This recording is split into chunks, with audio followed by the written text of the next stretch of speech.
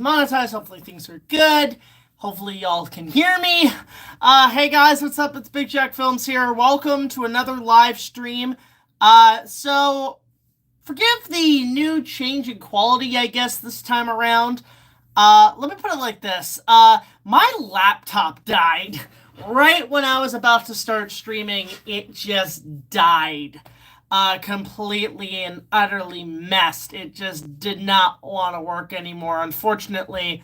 So because of that, I have to use my phone for the time being until I get a laptop, which I'm going to do on Boxing Day. I'm going to do all that. But with that said, happy holidays, guys. It is the last live stream before Christmas, and we're all here. We're just going to have a nice little hour-long Q&A, or forever how long we want to do it for. But hope everybody's good. Hope everybody's well. Just a couple things to bring up. First of all, no spamming the same question until you get what you want.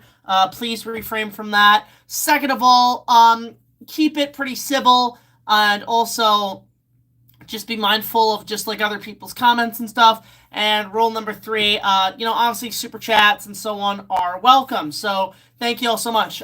Again, there's not going to be probably any guests this time around. We're just doing the basic weekly live stream. But with that being said, yeah, it's Christmas week. Christmas is this weekend, actually, Christmas Eve.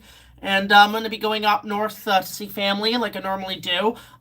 You're going to be getting a really cool video the next 2 days. You're going to get a video Thursday, tomorrow, which is going to be an opening night request, which was sent via mail. And then you're also going to get a our annual Christmas card this Friday. And this one's going to be a little long. It's going to be about maybe 20, 30 minutes max. But what's really cool about it is that, to give you guys a little bit of an update, there's going to be some exclusive footage, exclusive previews that are going in this card. We'll probably do something with some of the content later, but for right now, if you want to see some brand new review content, little previews of stuff coming up, please watch our Christmas card either tomorrow night at 9 or on Friday is going to be the plan, because we've been working hard on this card. There's a lot of little cameos here and there, but there's a lot to look forward to. So tune in for the annual Christmas card. This one's going to be great. So definitely do that for sure. And then Christmas Day or Christmas Eve or whenever we feel like it, we're going to do a, our Sailor Moon S review. Yeah, surprise, surprise. We also got a Christmas special episode this time around, which is like fantastic. And I figured I would start getting back into it by kind of maybe covering what I did on my old list. So I'm, of course, I've covered Christopher the Christmas Tree. I've covered my favorite Christmas specials, but I'm going to cover the first Sailor Moon, or the second Sailor Moon movie, which is technically a Christmas movie, but it is the best of the trilogy. And if that takes off, if you guys like that, I'm also probably maybe down the line going to cover the rest of the trilogy, of the original trilogy. Now, before we get started too with that episode in particular, I should say as well, it will be Deke dub canon. It will not be Viz dub canon. It will not be the Viz dub. I say my piece on it, but we are going strictly by the Deke dub whenever I talk about Sailor Moon, because that is what I grew up with. That is my knowledge. I do not have time to look over the original source material and the lore and the manga. Just do not have time. So think of it like Nostalgia Critics coverage, but less cringe, less, I'm not, like, I know most of the lore, thanks to Lita Juno, who is amazing, by the way, but most of it is basically, Deke Cloverway canon centric. I just want to give you guys a heads up on that in case you're like, but wait a minute, this is that. We're not doing that. So that's just a heads up on the review, but I think you guys are really going to like it. It's almost 40 minutes, so you guys are getting a really, really good one this time around. So, yeah, and then in case you're wondering, Tokupunk, yeah, my laptop died, so I'm going to get a new one on Boxing Day, so it's going to be on a discount. But, yeah, that's going to be my week, basically. And then after Christmas, I'm probably just going to put a couple of shorts out, but I'm going to be taking some time after Christmas before New Year's to start putting out, like, making some new content as well as start of the year, which there already are plans. So look forward to that. Now, if you guys want there's 1 or 2 movies I'm going to cover before the end of the year on opening nights, probably after Christmas. 2 in particular are actually video game movies that I feel like I should finally do. I'm going to cover the Super Mario Brothers movie, hopefully, and also one of the most surprising movies of the year for me that I never covered was the Tetris movie. So those are 2 I'm probably going to cover next week after Christmas, hopefully. But there's already content being planned. So, with that said, let's get this live stream a-chugging. And speaking of, a lot of people really liked my George Carlin final chapter. That was just something I figured I'd end it this year, finally at long last. But then on top of that, what was I going to say? On top of that, there's also the, the whole climax. That's the part I'm surprised not many people were talking about, like, doing that whole final confrontation with Carlin. I just thought that would be a funny way to do it. Just end it with a train scene. Why not? We're on top of Henry just punching the YouTube thumbnail. I filmed that on a whim, by the way. My girlfriend was actually kind enough to help me film that on the day we went out. So that was cool. But yeah, so that's on that end. In answer to your question, Tyler, about fan mail, hang on a sec. I'll be right back. There is something that I actually just got in the mail from our fan in Sweden, so hold that thought right there. BRB. BRB. BRB. BRB. BRB. BRB. I want it. BRB. BRB, BRB, BRB, BRB, BRB, BRB, BRB, BRB, BRB. Okay, so, our fan from Sweden, who normally sends us props and stuff, graciously sent us something incredible. Like, I'm holding it in my hand. I was thinking about doing this as a Behind the Gates episode, but I figured, you know what? It's too cool. I gotta show it on stream. One of the coolest gifts I received this Christmas, but it's, as you can see, it's Kong related, is this big boy right here. So what he sent us is this kind of vinyl plastic 18-inch Peter Jackson Kong figure. And what was really cool is that he actually put it on a stand, like a plaque stand, which I don't think it came with. He's really cool at making these. Sent us all the way from Sweden. This thing is actually really cool. It's based on the Jackson remake. It is posable, but it is on all fours. His head can, I think, go down a little bit. A little bit, yeah, kind of. Yeah, not by much, but there he is. Standing at about 18 inches. It's a posable statue, basically. Yeah, Smith, good eye, but this thing is really, really cool. The unfortunate bad news about this is that when he shipped it, he also shipped me a couple of props that I was going to use for a future episode. That the mailing shipment department completely fucked, completely screwed up, so we lost these handmade props, but I'm going to maybe try to either figure something out with that, because I am helping him out, and on top of that, I'm also going to probably buy the props off Amazon or whatever, so that's probably going to be the plan going forward, but yeah, as you can see, this guy is really freaking cool. Like, I actually am shocked how good this figure is. Like, you see the detail on him. Like, this is pure Jackson. This is pure Peter Jackson. It is a really cool, and I love the bases he makes. So kudos to him in Sweden. His name is Carl, and ironically enough, this is what kind of surprises me. If you guys follow me on Instagram, it has begun in terms of just my popularity. You know you're popular when people cosplay you. This guy cosplays me, and I'm like, I'm okay with that. That is flattery. But, yeah, so that was cool to, him sending that. But I really like what he sends, the figures and everything he ships. It's always a cool little present for me, and I'm always appreciative of it. But, yeah, and then on top of that, I did, get some movies from a fan. One of them I'm going to review tomorrow for opening night, but I'm also going to review the second movie. I just don't know if I'm going to cover it this week or next week. Depending how I'm feeling. There's a lot of movies that are on the list, so I'm going to cover the Mario movie, I'm going to cover the Tetris movie, those are on the list because I did see those this year. My girlfriend wants to see Wonka, so I might go see Wonka. I do like Willy Wonka to a degree. And then there's another movie the fan did send me that I'll probably cover on an opening night, so there is a list of movies that I should catch up on, essentially. But yeah, so that's really about it with fan mail. There's not much. Of course, you know, if you guys want to send us letters, questions, donations, gifts, Christmas gifts, whatever you want to do. Of course, the address is in the description down below at BigJackFilms, P.O. Box 326, Queensville, Ontario, L0G100. You can send us there. Late Christmas gifts, doesn't matter. We always appreciate it. Hello, Zilla Universe. Good to see you. Hey, Jack, sorry to hear about your PC. It's not my PC, it's my laptop. My PCs are fine, so that's a boss. I'm using 2 computers, actually. Wonka is your favorite movie, Tyler? Really? It's that good. Interesting. I will be getting production on Kong 40 years later in 2024. Looking forward to that. I did not see your question above Godzilla 2024. I am so sorry. Let me scroll up for a sec. What's your favorite Godzilla movie of all time? Or what's your favorite game for Nintendo, PS4, and Xbox? I can answer those. If you want, go check out my review of the top 10 goddamn Godzilla movies. That is a genuine list of my favorite films in the Godzilla franchise, minus Godzilla Minus One. This was made a year ago.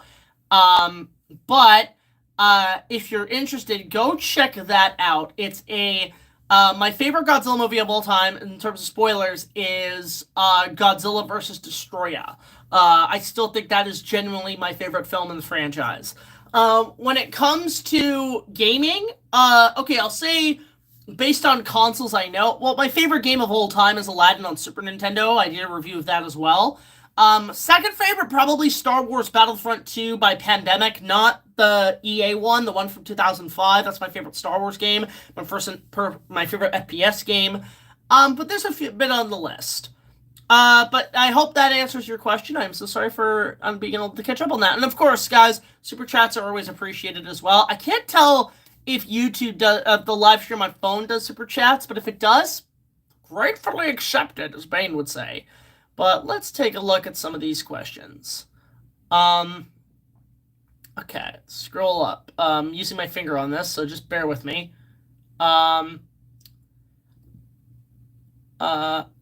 What are your thoughts on Carnivore's Dinosaur Hunter games? I've never played them.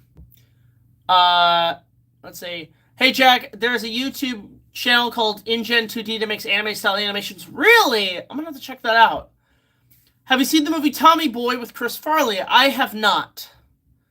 Speaking of Sailor Moon, what are your thoughts on the Sailor Moon Crystal Eternal Cosmos reboot? Says Lewis Davis. I haven't seen it. I know it's on Netflix. Maybe I should check it out, but I think it's just because of the new dub. I don't know. I just prefer my classic stuff. Today is you and your sister's birthday. Happy birthday to Toonmate King 1985. Guys, so go wish him a happy birthday. I have not played Tomb Raider, Great Man. I have the first game, I just have not played it. Do you know that you have another live stream about to premiere? I do? Weird. Okay, so that's strange because I tried doing the stream and it didn't let me. I'll fix that in a sec. Thank you for letting me know. It's alright, but I love Godzilla films. I love Son of Godzilla. Expect the suit and the silliness. Yeah, it's got its charm. Let's see. I have a question, Jack. What do you think of Disney's Dinosaur from 2000? I love that one. I really like Disney's Dinosaur. Part of me wants to cover more dinosaur movies, because outside of Jurassic Park and Kong, the only other dinosaur flick I've done is 1 Million Years BC, which is my favorite Harryhausen movie, but part of me might someday will take a look at that. Hang on, let me just go to this thing and see where there's like a problem with the stream. Hang on. Okay, so it might be, let me just see here. Live. Okay, that's where, yeah, okay, I see where the problem is. Alright, so I will fix that. Let's try, hang on. Let me try that. Okay, I understand. I'm gonna try deleting this, because if it's already streaming, then we're already doing something. Good. Thank you for letting me know, Osiris. Really appreciate that. Okay, so we're back. Alright, let's get back to questions. Jack, I plan to review Showa Era Godzilla in 2024 for the season 1. Do you have any advice for someone inspired by Godzilla and James who reviewed all the Godzillas? Just do your own spin. There's nothing wrong with, obviously taking what somebody else did and improving on it. I would also say when you're starting off, make your reviews about 5 minutes or less. Don't focus too much on a storyline because you're just starting off. You want to just do reviews. So make it the focus. in whatever, make it your own. But when you really get up there and you start getting popular, then you can say, okay, I have an audience that's interested. Let me try some experimentation. That's what I did. Like, when I did the first 2 or 3 seasons, I was kind of just, like, doing a basic shtick. But then over time, when it, eventually I grew an audience, I said to myself, you know, I've got them engaged in this. Let me put a story together and let me see what I can do with this if I can raise some tensions. And thankfully, I can, which is really cool. We'll see it appear in your Sailor Moon movie. Probably not. This is just a basic review. There is a post-credit scene at the end, though. I will say that. You can look forward to that. Imagine there being a new King Kong where it's more scary than Richard. That's what I want. I want a remake. I want kind of like what they did with Godzilla -1, where do a remake of King Kong, but make it more scary. I think would be very interesting. I saw that you shot Five Nights at Freddy's joining us for a bike. Jack has joined the Five Nights at Freddy's cult. One of us. Okay, a lot of people, like, that video actually surprisingly did really well. So I did a, like, sort of a spoof cover of the song Join Us for a Bite, which is Five Nights at Freddy's. And okay, so my thing on Five Nights at Freddy's, let me just make it 100% clear. I've never played the games. I've never played the games. I've never really done anything with them. I just like its concept, creepy Chuck E. Cheese. But then on top of that, my friend who does Mocha on my show is obsessed with Five Nights at Freddy's. So she started doing these Five Nights at Freddy's cosplays during Halloween and played that song. And I'm like, that's a banger. So I started listening to it, and I love that song. Really good. Simultaneously, last weekend, my girlfriend and I, Sunday, were actually kind of hungover. We had a couple of drinks. And the next morning we said, do you want to, like, go get Chuck E. Cheese because we're hungover? And that's what we did. So we were hungover and we went to Chuck E. Cheese. Oh, I gotta tell you a story about this. This is actually kind of a crazy story about Chuck E. Cheese when I went. Okay. So we went there. Last time I've been kind of hesitant to go back because the last time I had Chuck E. Cheese was during my food corner with Brad like 2 or 3 years ago. And it tasted like absolute garbage. It would taste like cardboard. It wasn't that good. So going in, I was kind of expecting the same quality of shit, right? But she wanted to go, so I said, screw it. And it's one of the last few Chuck E. Cheeses that has creepy animatronics. So let's go do it. So we go do that. We're literally sitting there for probably about like 45 minutes. And we're just enjoying like the look of it. You know, we're enjoying, we're seeing the cool little arcade games and the animatronics. So we're going through some of the retro stuff too, simultaneously on our phones and shit. I'll admit the fountain drinks were pretty good. I do like their fountain drinks. Like, it's basically fountain drinks. It's Pepsi and shit, but it's like, it's got the cool cups with the characters. So, like, they turned the chicken into, like, a gamer, which I'm like, what? But what really makes it fascinating is that, one, the creepy animatronic factor is total Five Nights at Freddy's. Like, literally down to, on the chicken animatronic in the elbow, you see, like, a scene where the skeleton is, which is really creepy. Chucky's eyes are just, like, twitching back and forth. But then on top of that, the Italian dude, I forget what his name is, there's like duct tape on his hands for the drums. I'm like, that's hilariously cheap. And I don't care. Like, they weren't really performing, and I don't care how bad they look. I admire it. To quote Ian Holm in The Alien, I admire its purity. I didn't mind that. There was also this big statue that was next to it. But what's really interesting is that the second reason why this Chuck E. Cheese was very fascinating, because that was actually my childhood Chuck E. Cheese. That's the one I went to when I was a kid. All the time playing Jurassic Park and Turtles 4 and so on. So it's kind of cool that it's still there and it still has the same creepy animatronics. Although it's funny, I got nostalgic for a lot of stuff. The candy cane's still, or the cotton candy's still there. The same crappy prizes are still there. Also the cake. I got nostalgic for the cake, and part of me's like, oh my god, Chuck E. Cheese cake now. God damn. But what's interesting is that we were there for a long period of time, because they have this little device that lets you know when your food's ready. So we ordered like pizza and wings, and they took a while.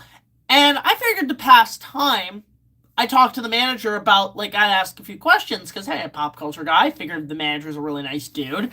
And, I heard the stories about how they're phasing out the animatronics because of Five Nights at Freddy's. It ruined this like, huge traditional thing in culture. But I don't think it did. In fact, I heard something that because of Five Nights at Freddy's for the last decade, their Chuck E. Cheese's, like, visitations just, like, in sales just went up, which is good. Now, I did tell the guy, hey, can I speak to the manager very quick? Just have a couple questions about the place. And he's like, okay. So he comes in, the manager comes in, and he says, hey, how long have you been waiting here? And he said, about 45 minutes, which is fine. The guy immediately snaps and tells his employers, get these guys food, like, right now. So they come in with, like, a hot pizza and wings and actually stuffed crust, which was a huge plus. That wasn't what we ordered. But then it's weird, talking to the manager, this guy, I just asked him, hey, I just have a couple questions. I do full-time on YouTube and so on. Like, I was asking him about the whole phase out, and he says, oh, I would know if I would know, but let me know when you got a real job. And I'm like, the fuck? So we get into it. It's not a debate. It's not an argument. It's just, I have a couple of questions. I'm just talking to him. But he comes off as, one, being a few loose screws in the head, and second of all, a little passive-aggressive in his humor, which I'm like, it kind of really threw me for a loop, and my girlfriend was like, he's kind of rude. I'm like, and I was just thinking, no, like, and that's the thing, like, I heard him out. The guy has been working that goddamn place for 35 years, like 2 or 3 years behind me. Like, I wasn't even born yet, and he was still running that place. And on top of that, he said he owns this one and another one in another town over, and that he's wanting to, like, obviously it seems like he wants to retire, and he wants to sell both of them for, like, $5 million. And he even offered, and I said, I don't have that kind of money. He's like, well, he even offered me a job there, which I was thinking about, but I'm like, look, I've seen enough Five Nights at Freddy's to know where this goes. But I could tell this guy, I'll say this, he was a little passive-aggressive, but I'll say this.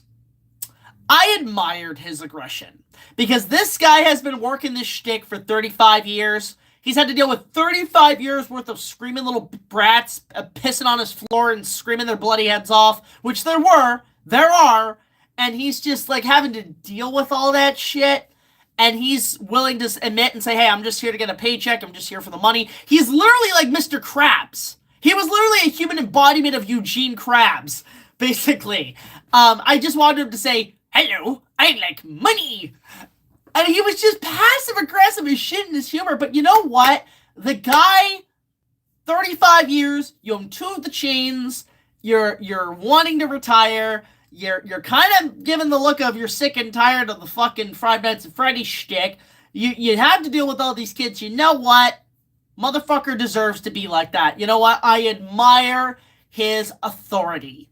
His ability to just say, I'm doing my job, I am the boss, and people gotta run in line because we got kids to entertain. You know what? Good for him. Kudos to him.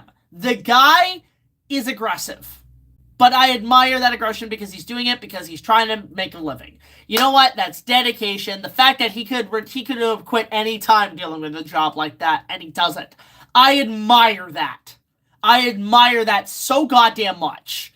So, yeah, he was a little aggressive towards me and my girlfriend, but you know what? I admire it. I respect it. I understand. I understand his whole shtick. So I'm not going to complain about it. I'm not going to raise a stink about it. I admire a man who's been in that position for that long, and at some point, you can't just be the same character you've been 35 years ago. So good for him. Good for him. Because basically he was running that shit even when I was, like, in diapers. So that's dedication, man. Holy shit. 35 years on that job. And that one chain. Holy crap. So there's my experience with Chuck E. Cheese. So after we had that talk, the pizza was actually, okay, food. Surprisingly really good. The pizza at the place is really good. And then on top of that, the wings were pretty good. Like, everything was pretty good at this place. Kudos to them that we got good food. So afterwards, I looked at the whole animatronic thing, and my girlfriend was like, oh, dude, you gotta do some Five Nights at Freddy's shit. I'm like, okay, you want to shoot a TikTok video, like a little video. So we're coming up with basically doing that song, which I do like. And I know a bit about, robotic shit. I have to make myself look robotic. So I just did a little shtick. We didn't use the audio, and I just knew what to sing and shit. and edit it together on TikTok and just use the filters and stuff. And one thing I will say, because one of the things I realized is like, oh, I want to make myself look like an animatronic. So I said, okay, well, why don't we do just the classic, like, ventriloquist dummy jawline, where you, like, you know, the black lines. So now, so basically I look like this. And it looks more like a robotic. So I was like, shit, I need to bring a marker. So my girlfriend takes, like, her eyeliner and just draws it down my jaw, and it worked. It really worked. So we shot that video, posted on all my social media. It's doing the best on YouTube. It's at, like, 4,000 views. Like, that's amazing. And we had a good time with it. It was really, really fun to put that together. And there's just the story about my Five Nights at Freddy's video. Now, all you asking, oh, you should cover the movie. You should cover the games. Maybe an opening night, if I get a chance to watch it, if it comes on Netflix or something, I'll watch it and I'll do a review, fine. But when it comes to a Big Jack Films review and getting into that, that's going to have to be a Patreon sponsor. But to the point, there's my experience. You know, resurgence of Chuck E. Cheese kind of came back a little bit. I was a little kid again, going back there, which is cool. But I do prefer the more retro look of it all. Like, I like the old school stuff. Like, there is some relics still there. Like, there's some posters there from, like, 2005 that are still there, sort of these relics. And that's the other reason to go to a retro Chuck E. Cheese, is just to see the relics of the past, which is really interesting. So there's, for that long-ass question regarding my trip there. Fun fact, Five Nights at Freddy's was inspired by the criticisms that Scott got from his early game chipper. Okay, interesting. I didn't know that. The movie I heard wasn't good. I heard it was very mixed. Like, it's very mid, which is interesting. So there's that. Let's see. Let's just go through some questions. Thoughts on Willy's Wonderland? I heard that's the one with Nicolas Cage, right? I haven't seen that. I miss eating pizza at Chuck E. Cheese, which closed down 2019. Oh, I'm so sorry, Tyler. You know, there's other ones. Like, there are many out there. You'd probably find one. They're still around. I feel like the manager and Huey. All right. Well, I'm not gonna answer that question. But I wish there were old 50s monster movies being adapted to more greedy, terrifying, like -1. Yeah, again. I'd be up for that. Have I seen Wish? No, I heard it sucks. I heard it's not good, and it's like the final nail in the coffin for Disney this year, which, good. They need to fail a little bit. What do you think of Rodan's role portrayal in Godzilla King of the Monsters? I really liked it. I really liked what they did with Rodan. What I want is, if you're going to do the Monsterverse, I know Rodan's hard to get, but if you're going to do the Monsterverse, what they should do is, basically, I would love a spin-off movie origin of Rodan, but have it take place in the 80s and make it a Top Gun movie. Top Gun with Rodan, I'm in. And I mean, same thing with Mothra. Like, Mothra, I want a World War I, World War II movie. And I want, for some reason, I just want Mothra to fight the Germans. That would be awesome. Thoughts on Chip 'n Dale Rescue Rangers? Not gonna see that. It looks like shit. Let's see. Thoughts on Chip 'n Dale Rescue Rangers? Heard it's not good. Chicken Run is a fine sequel. Yeah, like, here's the thing. Like, I don't think Dawn of the Nugget is bad. I think the animation is great. I think it's relatively funny. I just think the script feels a little lame. Now, like, most people are saying, oh, it recreates the first one. No, it recreates a direct-to-video Disney sequel. And I'm okay with that. At least it's different. Which Bambi remake? The horror or the live action? None. You don't need to remake that. Especially right now, it's pointless. Don't do it. Thoughts on Warner Brothers in talks to merge with Paramount? Okay, that came out today. I'm not a fan of that idea. I think Paramount's fine on their own. I think Universal should definitely buy them out.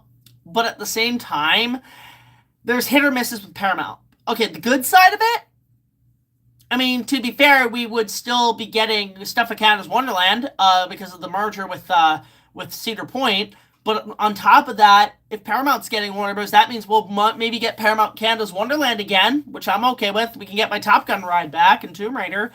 But the downside, Paramount and Nickelodeon are owned by Viacom. Now, the merger is the idea that Nickelodeon and Cartoon Network could come together. No. No. Leave them separate. But on top of that, I just think that's a bad idea because Viacom is YouTube's oldest foe. So to take that privilege away from people who review Cartoon Network content, no, that's a bad idea. I know Viacom probably works with YouTube now, but at the same time, that was a very genuine threat to the site, and we can't risk that happening again. So there's that. Can't wait to meet you. Joining it. Yeah, everybody really liked that video. Thank you so much for the views on that, guys. If Inuyasha and Yashihime had a half human, half Allosaurus, I don't know I don't know how I'd feel about that. Let's see. I recently played and finished Castlevania on NES Classic Edition. Nice! You know what? I used to have the Super Nintendo Classic, and I sold it. I kind of want it back, actually, because it's good for hotel trips. Rescue Rangers is one of my favorite movies of 2022. Bambi 2 is all we need. Yeah, like, Patrick Stewart is the king, so of course it's going to be great. Of course.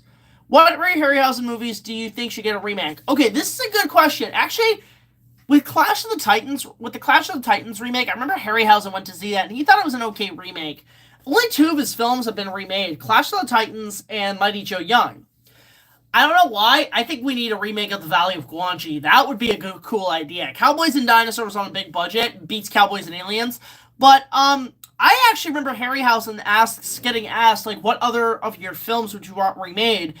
And he was cool enough to actually kind of preach about what should be made. He said, I don't think any of my movies should be remade. What should be finally made are the abandoned scrap films that Willis O'Brien, my mentor, never got to do. Like War Eagles. I still want that movie. That would be amazing if they could make War Eagles. So, like, hey, Hollywood, why are you remaking all these movies? Why don't you take ideas that you scrapped and make those into movies? That would be cool. That would be original. That's how you save franchises. But yeah, I want War Eagles as a film. That would be cool. It's original, it's creative, and I would love in the trailers it says, from the imagination of the pioneer Willis O'Brien. Like, just make something like that. That would be amazing. Also, bite the bullet, find a way to combine stop motion with CGI and fuse them together. Like, you know how, like, in Jurassic World, they did use animatronics, but they kind of enhanced it a little bit with CG? Now, imagine what you could do with stop motion. That would be cool. To combine both effects into one would be amazing. And then people would think, is that stop motion or is that CG? Because it would intercut so seamlessly. I think what would be cool is, like, the most to, like, wide to close-up, or at least wide to mid shots, do a stop motion puppet and go motion, do animatronics for close-ups. But if you have to go extremely wide, or, like, the most difficult shots, then you do CGI. But I think it'd be cool to do the best of all 3 techniques. So stop motion, stop motion, animatronics, and CG. That's the way to go about War Eagles. That would be incredible. Like, I'd pay the budget for that. I'd help fund it. It's time to hydrate, even though I'm not on Twitch. Ooh. That run down the wrong pipe hole. Hang on a sec. Jack reacted to that a few weeks ago. The Thomas one? Or the Godzilla X comic trailer? I already saw it, yeah. I did see the toy leaks and what the other monster is, and I'm actually okay. I'm kind of liking how original this thing's gonna be. I'm kind of interested. I like it. It's a good time to be a Godzilla fan. Let's see here. Hey Jack, do you think it would be good if Disney buys Cartoon Network? No, that's owned by Warner Brothers. No, I think Universal should buy out Warner Brothers. It'd be cool because then we can get some more stuff at Universal Studios, and then Canada's Wonderland can become Universal Studios Canada. Because here's the thing. Canada's Wonderland used to be its own thing. Then Paramount bought it out in the 90s because of Universal Studios and their theme parks. So they want a hint of that ride the movies money. So, and then they sold it in 2007 to Cedar Point, which makes a lot of other parks in the States. Now, Cedar Point was just fused with Warner Brothers. So that means that, and which Warner Brothers owns Six Flags, which means they're the same company. So now that means the potential that Warner Brothers characters can show up at Canada's Wonderland. But now you got Universal coming in to buy Warner Brothers, which means that it's not just Warner Brothers, it's Universal, which makes Canada's Wonderland into Universal Studios Canada, and I fucking want that timeline, god damn it. I want that timeline. Hey Jack, which incarnation would win, Shin or -1? So -1 is more aggressive, but Shin is more powerful. I think Shin would probably annihilate -1, if I'm going to be totally honest. Do you think Van Helsing from 2004 was the closest we got to a Castlevania movie? Yes, I actually do agree. That is the closest we're ever going to get to a Castlevania movie. Warner Brothers sucks nowadays because David Zaslav came into the picture. Yeah, what do you expect from the producer who greenlit Honey Boo Boo? Yeah, we let him be the boss. The man who brought us Honey Boo Boo. Shame. Maybe when you're streaming, you should do a reaction to Hello Boss. I don't know what that is. I don't do reactions live because of copyright. I've seen the video, the Valentine's Day special. Oh, no. I don't like that movie. It's weird. Yeah, well, again, thanks for watching that. Surprised you watched it because it's, like, demonetized. It's like, it's for mature content. But you know what? Thanks for watching that. I still am very proud of that episode, but it was fun. But those movies, oof. Yeah, Tyler, he produced Honey Boo Boo. That's on his resume. We let that happen. Hey, Jack, what's your opinion on the Indominus Next original name being Diablos? Yeah, I remember that. I remember that being the case. I think I have some old concept art somewhere of that stuff that leaked online when the movie was in production. I'll have to take a look at that. If the Mummy franchise, if the Mummy became a franchise, how come Peter Jackson version of King Kong doesn't? Because Jackson doesn't like that. I think the thing is that Jackson really wanted to just do a tribute to his favorite film. He didn't want to do a franchise with it. He just wanted to make his favorite movie again, and that's all it is a loving tribute, and that's okay. Like, guys, not everything needs to be a franchise. Not everything needs a sequel. And that's what I admire lately about Jackson's Kong. It's its own thing, and it doesn't have to be a franchise. All right, let's see. There's a couple of questions here. Holy crap. What's worse, David Zaslav or Bob Iger? I'm going to say David, because Bob is just listening to where the money goes, but David just ain't doing fucking shit but saving money and being a total conservative, so I don't know. I don't like any of them. They're both bad. Pick your poison. Oh, actually, good question from Osiris. How have Bradley and Josh been, and do you keep up in contact with Evans? So, a couple updates on that. Brad just put out an amazing video on the canceled Batman movies of the 90s, which you should check out. Really good video. He's slowly getting back into things, and that's fantastic because I do love his content. But he's coming back strong. Josh has been busy with his other job as a UPS driver, but he's wanting to do videos at some point as well. But then with Evan, interesting enough, after we finished Ready Player One, he essentially has retired from studio work. He's actually in the States now. With his girlfriend, which is great, and they're doing really well. I'm very happy for him. And everything's good. You know, I keep in touch once in a while, and I showed him Ready Player One. He loved it. He said that's some of his best work. Things are good. Like, most of the cast of Kong, I keep in touch. I actually just got in touch with Jake a couple months ago, and he's doing really good as well. Thoughts on Adam Sandler movies? I like Happy Gilmore and 8 Crazy Nights. That's it. Is there a date for when this movie from Adam Elliott is going to be released? Which movie, Lewis? Lewis said something here. Hang on, let me catch up. I heard Adam Elliott, the director of Mary Max, is making a new stop-motion film called Memories of a Snail. Ooh, okay. You know what? I'm gonna remember that. I'm gonna make that note of that because I do like his work. Mary Max is one of my favorite movies. Let's see here. At least Jack. Oh God, Feather Guardian. I am so sorry if listen. I'm not gonna pay your therapy bills, man. But I am so sorry. Let's see here. Okay, let's see here. What are your thoughts on Kingdom of the Planet of the Apes coming up? I'm curious how they're going to do with that Andy Serkis. I'm curious what they're going to be doing with it, if it's going to be canonically connected to the original film, because Rise of the Planet of the Apes did raise that question, so I am curious about that. See, yeah, 2005 King Kong is a good movie that doesn't need a franchise, unlike the April Fools. See, people took that so seriously, they thought it was real, and so now they're trying to pester it to become a franchise, and I think Jackson's like, no, thank you. I did it already. I've done Lord of the Rings. You don't need another one. Let's see here. Have you heard the Harryhausen movie Primeval took 50 years to get made and finally... Yeah, I actually want to see that. It looks great. It looks really good. Thoughts on 8 Crazy Nights? It's okay. I much prefer... It kind of gave me a lot of Bebe's Kids vibes, but I much prefer Happy Gilmore out of all of his comedies. Do you think King of the Apes would have worked better if it didn't have typical modern-day cliches in it? No. I just think it was a terrible idea from the start. That's okay. I've been watching questionable cartoons and movies in my YouTube. Yeah, okay. Alright, that works. Well, hey, there's more to come on this channel for stuff like that, so if you're into that cringe, for sure. Have you heard of Jerry Lewis's The Day the Clown Cried? I have not seen that. I have not seen that film. Thoughts on National Geographic? I was more of a Discovery kid. I was more a fan of the Discovery Channel and Animal Planet. That was my go-to channel for, like, education.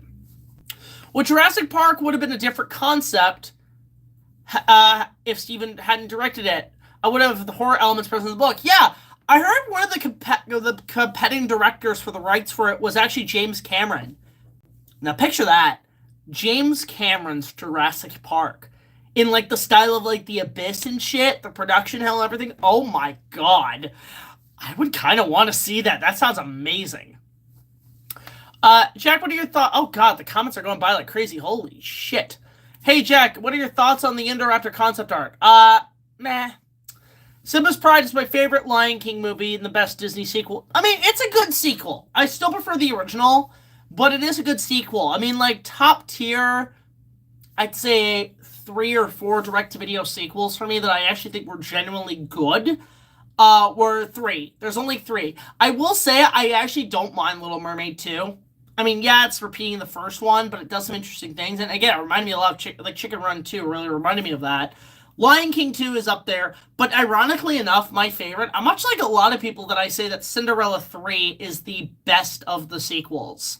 I really thoroughly enjoy that one. More so, actually, I can actually easily say that Cinderella 3 is better than the first one. That's insane. I know, it's a direct-to-video sequel, but I actually do think it is better than the original because it does things interesting with the character. All right, let me see here. I'm not saying that I hate Jurassic World Dominion because I liked it, but I do want you to ask this question about why Jurassic World Dominion turned out to be as bad as a bad movie. Because they were restrained, and all Hollywood IPs are now political campaigns to promote their latest campaigner and their ideologies. And we go to the movies to escape reality. We don't want reality shoved in our faces. And that's what they thought. Well, everybody pays attention to all these superhero movies and all this shit, so let's just use those as our platform. And it's such an inappropriate place for those platforms. And that's my problem with Hollywood. That is where they fail, and they're still doing it. And I get it. The 2024 elections are coming right the fuck up, and it's going to be a very intense year, I feel, politically. But can I still have my escapism? Can I still go to the movies and escape reality and have fun and not have characters shove these forced messages down my throat? You might as well say, vote in 2024 and wink at the camera. And you might as well be that black and white about it. And it's so tiring. All this stuff I hear about politics and movies and stuff, therein raises my problems. It's not about, oh, this thing is woke, or, oh, they've replaced a character. And, like, look, I do think replacing a character with somebody else in that role is a little inappropriate and kind of disruptive. But at the same time, it's like, how about just write a good story with good characters, and especially the second one, no matter who they are. No matter who they are, as long as they're well written and it's a good story. Like Critical Drinker, which a lot of people are turning to now as a source for film criticism, which good for him. I mean, the guy's doing interviews with like Russell Crowe and shit. That's a huge prop. Like I was talking to a couple people in the industry who really admire what the Critical Drinker is doing. And he just did a review of some anime like samurai series that's on Netflix that I had no clue about. And he's saying, wow, a diverse cast of characters that are likable and aren't shoving politics down your throat. Wow, I like this. And it's like, that's all it takes. That's all it takes. And then he did an amazing retrospective on Lord of the Rings, because Return of the King had its 20th anniversary this year. And he brought up something that Jackson said. And it didn't ring with me the first time, but now it really does, where he said, we didn't want to throw our junk, our modern day talks on Tolkien's work. This should be Tolkien's film, not ours. And you know what? That's where it's at. That's where it's at. Just if you're going to adapt something, tell the fucking story. Don't shove your modern day politics into an adaptation. It's not going to work. If you're going to do that, then make it modern day. Don't make it in the Middle Ages. Like, okay, you can do that in a time period, but again, you have to write it well. You have to reimagine it well. Like Snow White and the Huntsman, I'm going to stand by and say is going to be better than whatever that fucking piece of shit Disney's doing. I just do not care about that movie because it's such a disrespect to Walt's legacy. I don't care. I don't want to see it. So, but where Snow White and the Huntsman, it takes the grim story and does it more dark and actually makes Snow White an engaging character. Like, it doesn't, like, yeah, she's strong and independent, but she's also wearing battle armor and a sword, and it looks cool. And they turn the queen into a dragon, like the dragon you have to beat the final boss of a video game. It's awesome. Then you got this piece of shit coming out, which I have no care for. Like, fuck, you know what? I remember when Snow White and the Huntsman came out, I was actually working at a movie theater, and simultaneously, there was another Snow White movie. Mirror, Mirror. Y'all remember that shit? With Julia Roberts and Sean Bean, who doesn't die at the end? I don't remember it.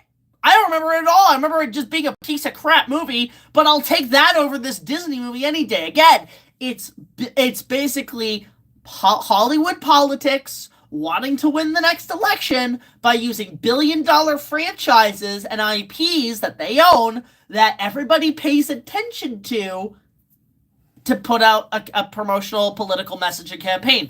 You know, like, I've always said that when it comes to education for children, you want kids to learn stuff in school, throw the Ninja Turtles at them, throw some shit at them that they like, and they'll pay attention. This is doing it in such a wrong way. That is my problem. They're doing what I think is a good idea, but they're taking it in such a bad direction. There's the wrong capable hands. Again, that's my problem with Hollywood. Why I've kind of eventually, like, look, I'm kind of franchised out, honestly, guys. Like, I'm just going to stick to what I want to review, what I want to see, and fuck the rest, right? And my belief is just like what you like, hate what you hate. But when it comes to just trying to basically watch stuff because that's hip and cool to do, no, I'm not going to do that. I don't like doing that. You feel so forced to watch it, and it becomes uncomfortable. So for me, it's like the fact that Hollywood is not learning that now with their franchises, man. It's like, okay, guys, you want our franchises to live on? Support fan films. Support stuff we do. Like, I talked to a couple people in the union saying, you know, we're the next gen, we're the future. We are, like, YouTube is the future of Hollywood. Saw a great video essay on how to make a Batman fan film, like, under $1,000. And this guy is a professional filmmaker in the industry. He's worked with professional actors and shit. And it's amazing. See, this platform, I'm just going to say it, this is the future. This has always been the future since it launched almost 20 years ago. And Hollywood just refuses to embrace it. Hollywood refuses to embrace film. Like, it almost feels like if you do films on YouTube, or in any sense of the word, you're essentially kind of blacklisted from the industry because you're working in the independent crowd and you're listening to the people. And that's my problem. Hollywood doesn't want to listen to the people. They want to listen to what the church says. They want to listen to what are the current demographics of pop shit and politics. And it's like, I don't care. I really don't care. I will admit, though, what's that movie that A24 is doing, Civil War? I kind of want to see that because I want to see how ridiculous it's going to get, because I don't know what's going to happen this election, but it is kind of scary. But again, let's not think of the negative energy, guys. Positive energy. That's where we have to be right now. We have to think about positive energy. That's why I'm looking forward to this Christmas card on Friday night, because it's a very positive preview for what's to come on our channel and some really fun stuff. I want to get you guys engaged and excited about what we're gonna do.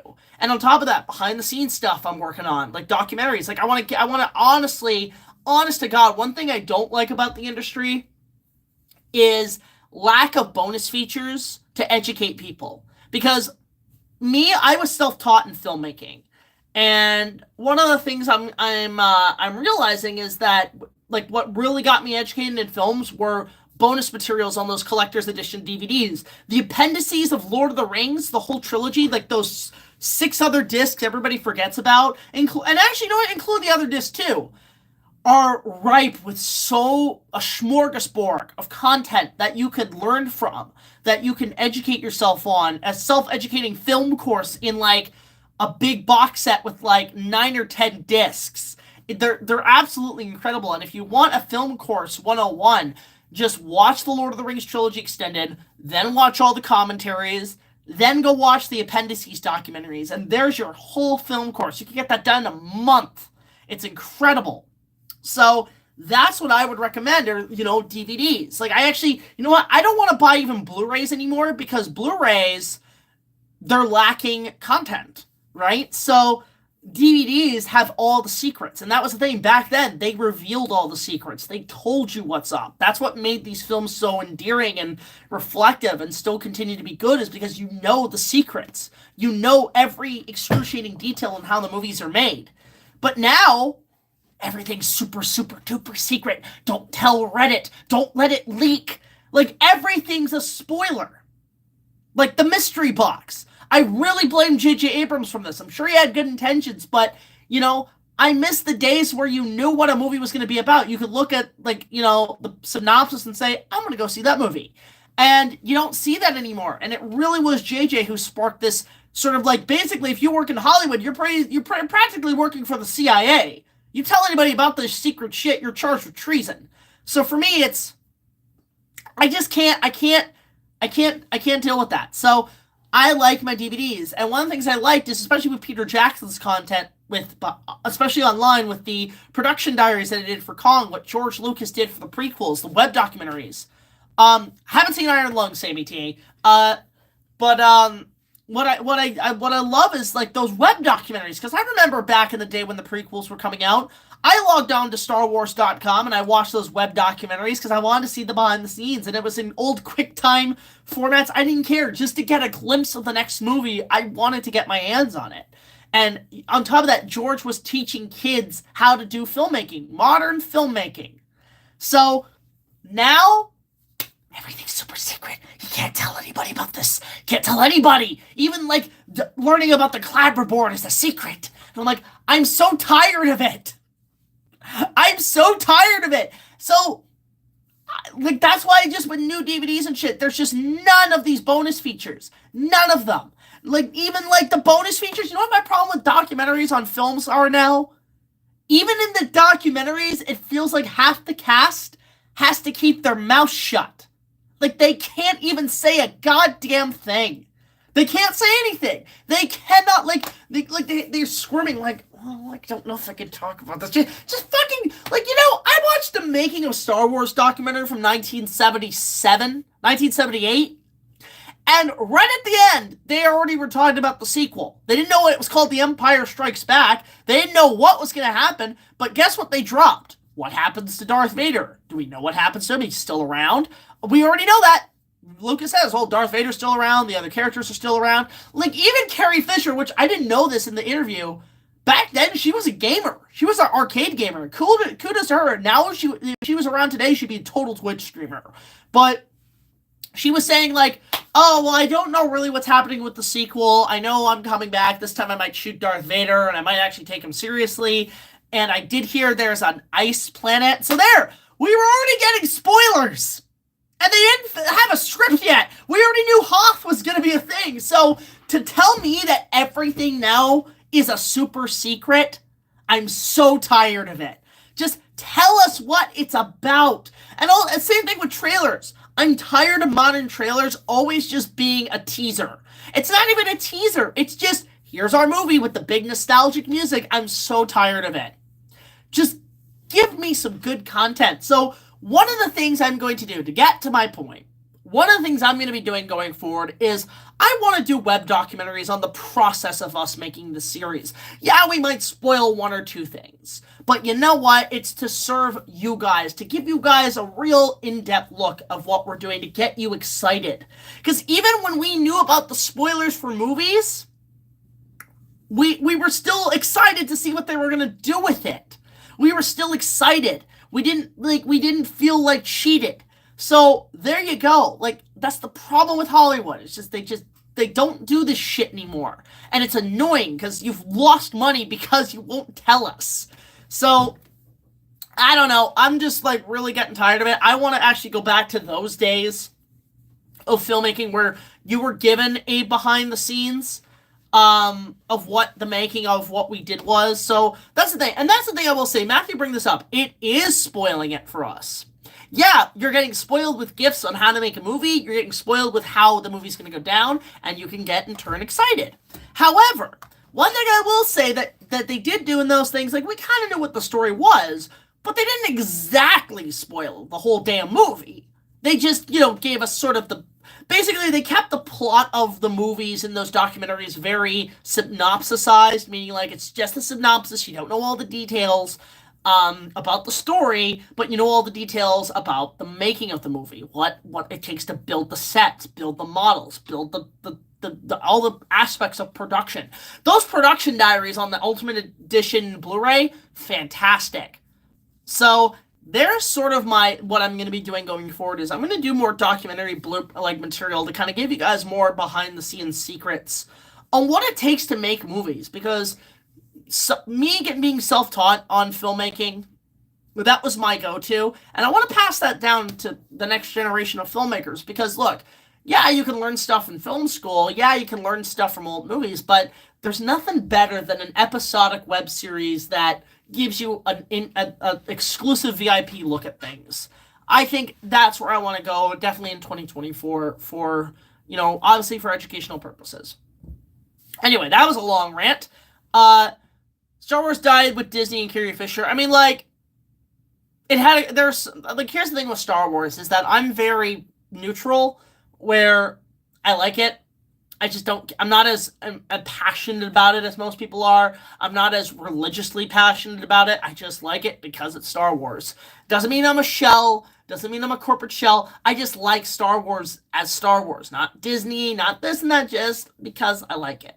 That's sort of my rundown of it. If they do shit I don't like, then yeah, I'm going to complain about it, but I'm not going to say it ruined everything for me.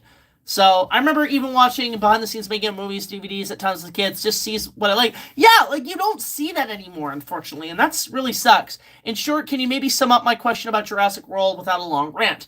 I think the problem is, Sammy, with Dominion, is that, unfortunately, it just felt like The Rise of Skywalker, where they kind of were doing damage control because the last one had problems, but that was not because of a bad script.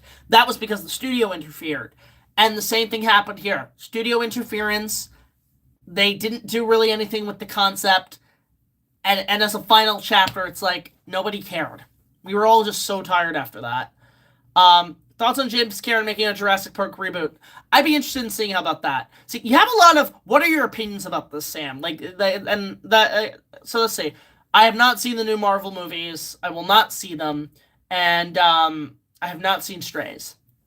Yeah, it's played it too safe. That's the problem, Tyler. It played it too safe where, yeah, it's better than the last one, but not by much. In fact, I actually will be one, it's hard to differ which one's the worst one. I still think Fallen Kingdom is the worst one, only because of studio interference. Nothing against the director, cast, and production. It really is the studio messing up with the story. But Dominion is probably second worst, only because it played it safe. Only because they didn't know what the hell to do with it. They just gave up. They thought it would be easy, lazy shit, and it wasn't.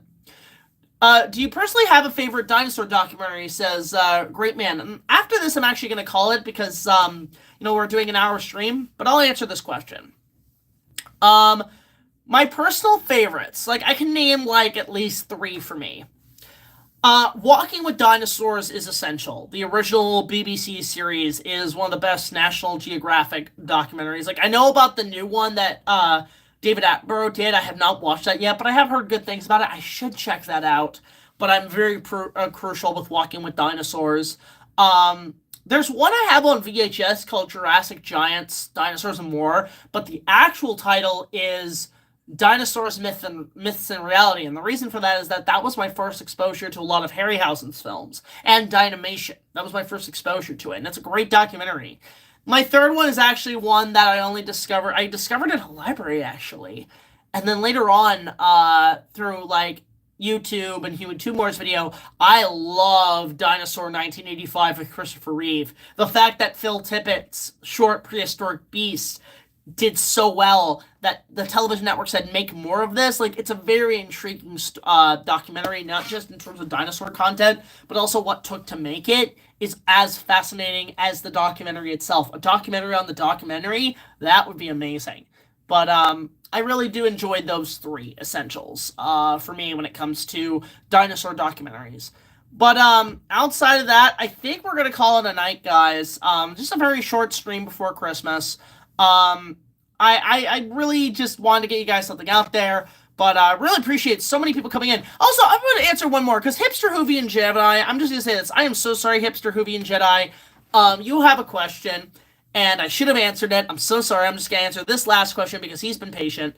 Thoughts on Indiana Jones continuing through video games? They're doing one game now, but remember they'll do more after. I like the other games. When LucasArts was a thing, but now this just feels very forced. Like, oh, we can't do any more movies, so let's do it in game form because we got nothing. I mean, as long as they're good games, as long as you can play the games and enjoy them, is what matters. But if you're gonna fuck up the story, that's another thing you gotta be careful of. But because sometimes you have a good played game, but a shit story. So that's my only concern I have about that. But yeah. That's really about it. I just want to answer that last question.